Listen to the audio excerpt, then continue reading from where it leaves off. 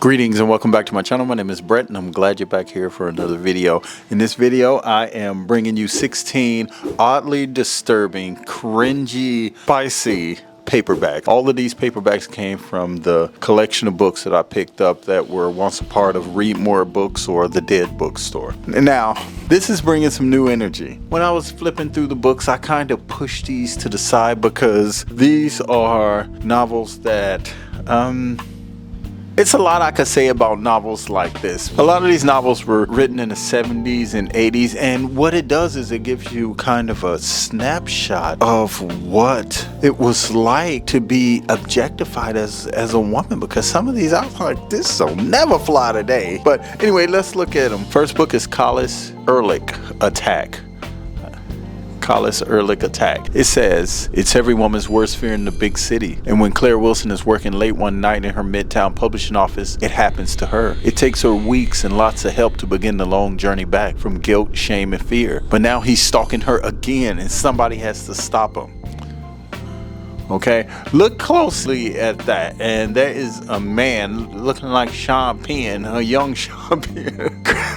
Got the eyes of Sean Penn creeping through this person, and then I looked a little closer and I say, okay, this is like a brush and perfume, so this is more than likely her bathroom window. He's like creeping around. The next book is The Pleasure Seeker.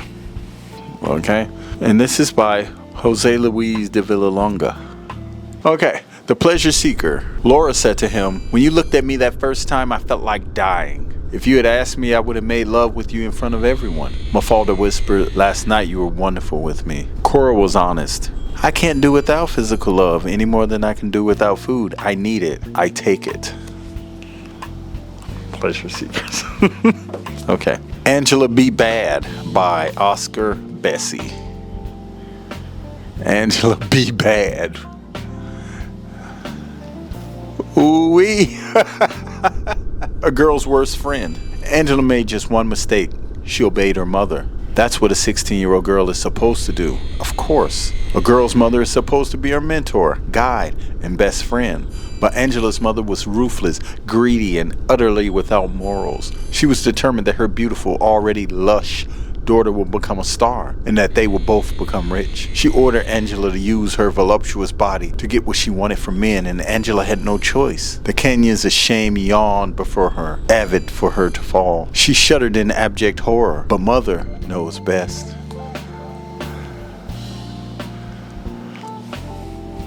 Disturbing? Spicy? 16 years old? Come on, man. The Last of Vicky by Alan Nixon, a blazing new novel of greed and desire in Hollywood.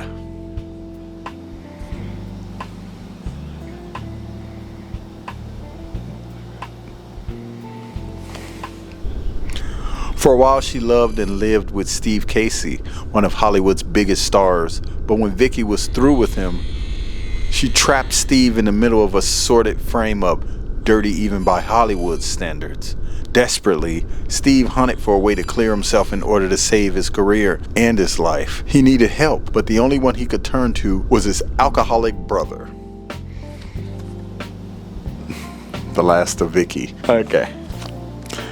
Man on the Make by Vin Fields, author of She-Devil.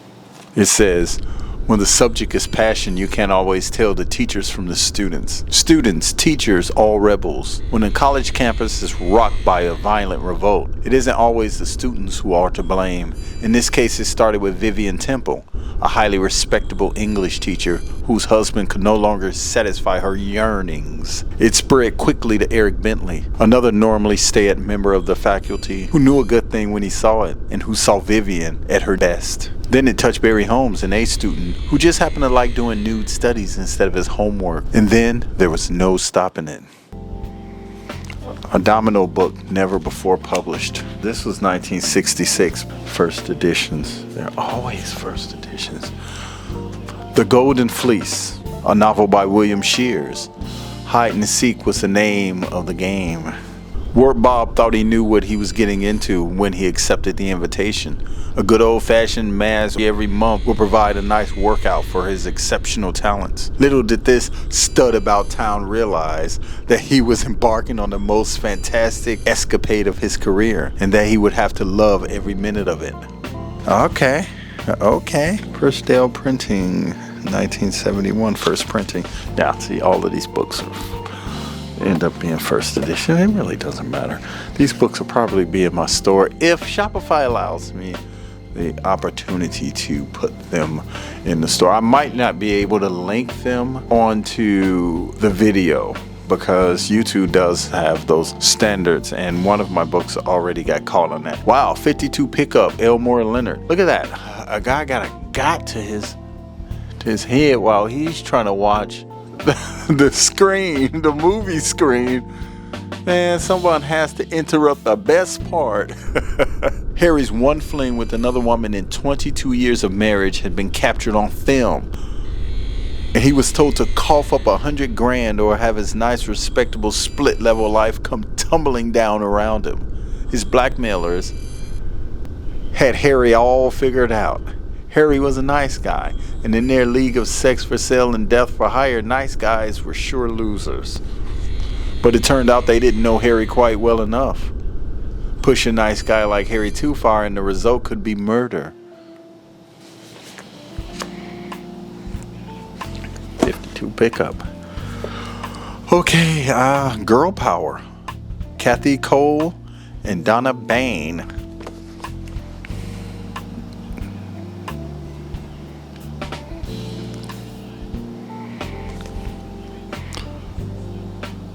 A laugh-packed guide to the office temps, the gals who make modern business what it is. This frank and funny story by a pair of swinging office temporaries gives the lowdown on admin, management consultants, doctors, editors, and reporters, all bosses and big bad boys. Kathy Cole and Donna Bain tell you about men that's seen by the girls who fill in for their regulars when they get married, mad, pregnant, or just quit. The temps on their own with the 9-to-5 playboys can learn more about an office in a week than some regulars can learn in a lifetime. Girl power. The Girls on the Jet Planes by Sherry Perrin. The revealing inside story of the swinging stewardesses on the job and on the make. Suddenly, Jane felt a hand slip up the inside of her thigh. She pivoted without spilling a drop of the champagne she was serving. The man was smiling benignly at her through his spectacles.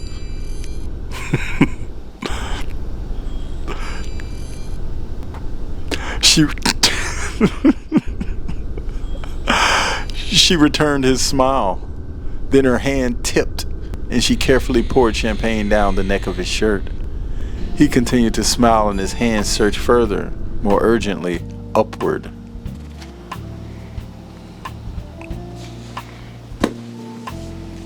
Hope you guys are enjoying this video. 1, 2, 3, 4, 5, 6 more books to go, and they're in no particular order. But this next book after this one kind of sums up this paperback collection. This one, Fawcett Gold Medal, Teacher's Pet, Once You Get to Know Them, by Janet McMillan and Mitzi Sims.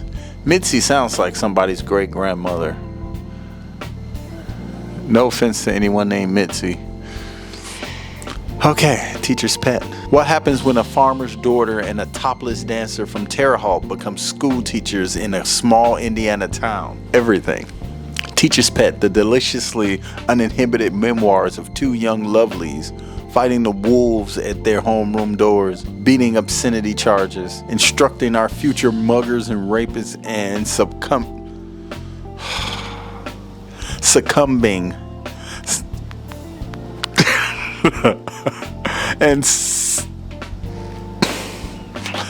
the last video I had a problem with, and succumbing to the other charming little diversions that fill up a teacher's life. Okay, Teacher's Pet. Let me put that down because I'm stumbling all over my words lately. George Bishop, Smut King. Okay? This sums up this collection so well.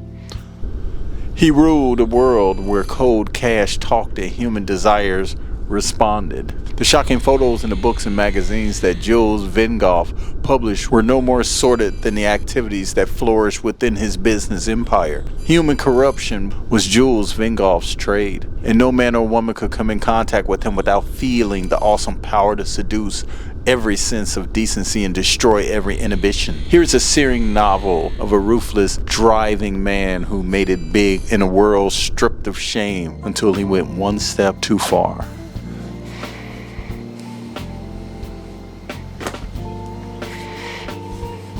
The Venetian Blonde. She was a green-eyed wonder in a one-piece bathing suit who stepped into the middle of $1 million con game by A.S. Fleischman.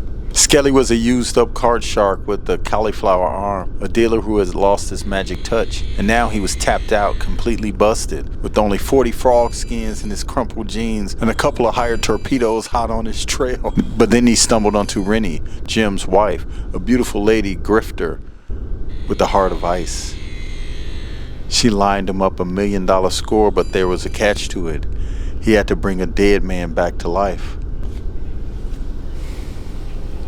Venetian Blonde. Okay. William Woolfolk. Hardcore by William Woolfolk. Got a camera set up and everything. What year is this?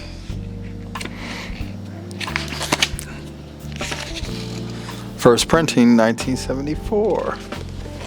Paul Gernsback is a young man on his way up in a brand new business. Video cassettes brought by mail have transformed the home TV screen into an erotic wonderland.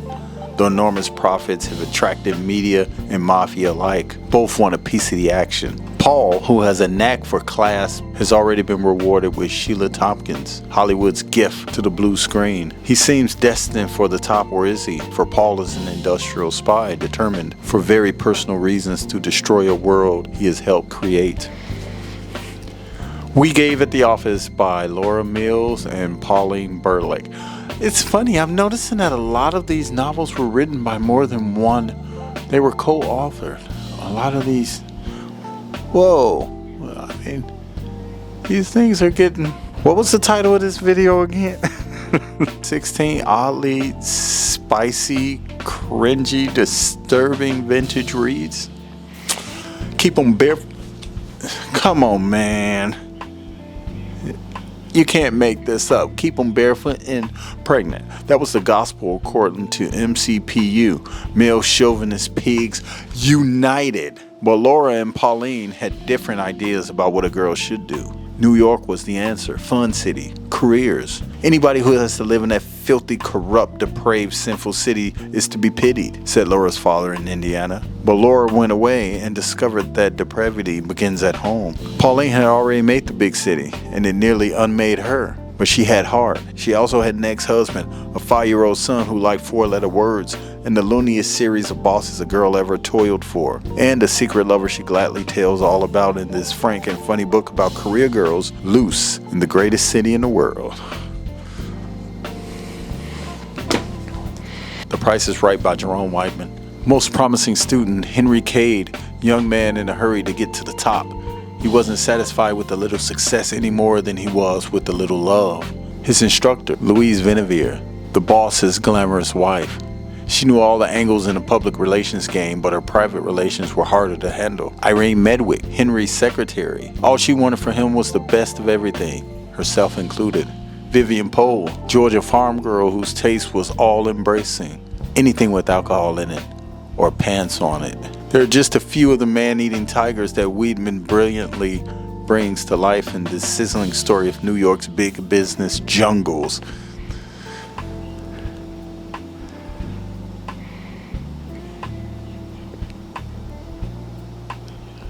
He has on a skinny tie too. 75-cent novel. Last book is Lookers Don't Go to Heaven by L.V. Roper. The case began for Private Eye Mike Saxon when an old buddy asked him to check out the suspicious death of his young wife, Carol. Carol had seemed a picture of sweetness and light, yet Carol most certainly had been murdered. From that discovery, it was downhill all the way, along a brutally twisting path that led below the glittering surface of Las Vegas to an underground world where any appetite could be satisfied for a price. Anyone could be murdered for a fee. And someone was sparing no cost to try to kill a Seamus who's too curious for his own good. This is like the third book I noticed that referenced Terre Haute, Indiana. Anyone know why?